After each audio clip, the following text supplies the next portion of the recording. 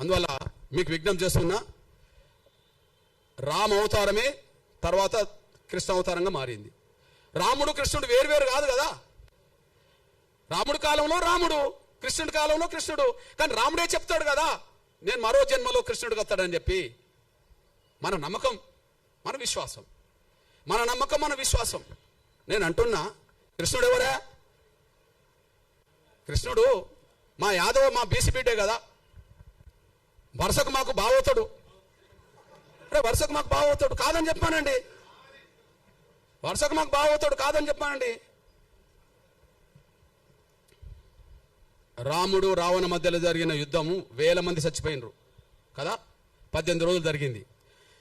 కానీ మా ఆది జాంబవుడును కృష్ణుడి మధ్యలో ఒక గృహంలో జరిగిన యుద్ధం 28 రోజులు జరిగింది. ఏ యుద్ధం ఎక్క పెద్దది? ఇద్దరి మధ్యలో జరిగింది. ఎవరు ఓడలే, ఎవరు గెలవలే. మా ఓడు ఎంత గట్టివాడో చూడండి. ఎవరు ఓడలే, ఎవరు గెలవలే.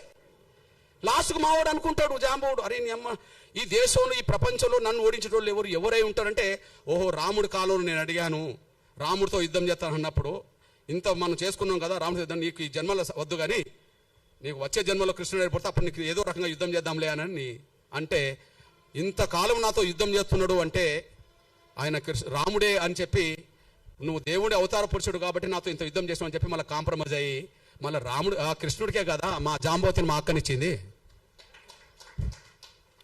ఈయన ఒక మణిహారం కోసం వెతుకులాట చేస్తూ, ఒక మణిహారం ఉన్నది. ఆ మణిహారం ఒక అతను మెడకేసుకొని వస్తుంటే సింహం తింటది.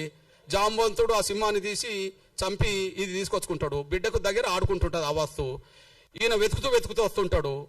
వెతుకుతూ జాంబవంతుడు కనిపిస్తాడు. జాంబవంతుడు కృష్ణుడి మధ్యలో యుద్ధం జరుగుతుంది. 28 రోజులు జరుగుతుంది. గుహలో జరుగుతుంది. యుద్ధంలో ఎవరు ఓడింది లేదు, గెలవలేదు. కాకపోతే మా జాంబవంతుడు అనుకుంటాడు, ఈ ప్రపంచంలోనే నాతో యుద్ధం చేసేవాళ్ళు ఎవరు లేరు, ఎవరైనా చేస్తుంటే దేవుడి రూపమే నా దగ్గరకు వస్తారు కాబట్టి, నేను గత జన్మలో నేను రాముడిని అడిగాను, కృష్ణుడికి వస్తాను కాబట్టి కృష్ణుడు ఏంటంటే నేనే అని చెప్పి ఆయన చెప్పుకుంటాడు.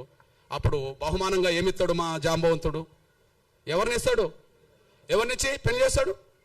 మా జాంబవంతుడి నుంచి పెళ్లి చేస్తాడు. ఇవన్నీ రామాయణం మహాభారతంలో ఉన్నది కదా. మరి జాంబవంతుడు మా బిడ్డ మా అక్కనిచ్చిందంటే ఎవరు మాకేమవుతాడో కృష్ణుడు చెప్పండి.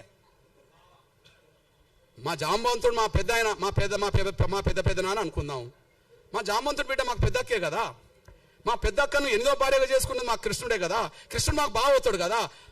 మా బావ ఉన్న కాడ మేము ఎందుకు పూజారులం కావా? నాకు అర్థమవుతలేదు. మా బావ ఉన్న కాడ మేము ఎందుకు పూజారులు కావా?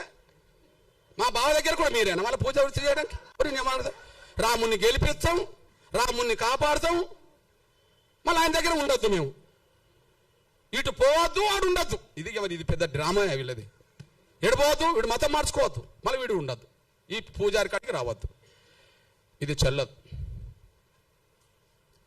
రాముడితో మాకున్న సంబంధాలు మీకెక్కడి? కృష్ణుడితో మాకున్న సంబంధాలు మీకెక్కడి? రాముడితో మాకున్న సంబంధాలు మీకెక్కడి? వాల్మీకి రామాయణ ప్రకారంగా. కృష్ణుడితో మాకుండబడే బంధుత్వం మీకెక్కడిది? మహాభారత పరంగా కదా. కేవలం కుల వ్యవస్థ ఉండడం వల్ల కుల వ్యవస్థ మొదలైంది. కుల వ్యవస్థ ఉండడం వల్లనే కుల వ్యవస్థ మొదలైంది. రాముడికి కులానికి సంబంధం లేదు అంటున్నాం కదా. మరి ఎట్లా వచ్చిందో దాన్ని తొలగించుకోవాలి కదా. కృష్ణుడికి కులానికి సంబంధం లేదన్నాం కదా. మరి ఎట్లా వచ్చిందో తొలగించుకోవాలి కదా. ఆ కుల వ్యవస్థ ప్రభావం మన దేశాన్ని ముంచింది కదా. అఖండ భారత్ లేకుండా చేసింది కదా. ఉన్న భారత్ కూడా లేకుండా పోయింది కదా.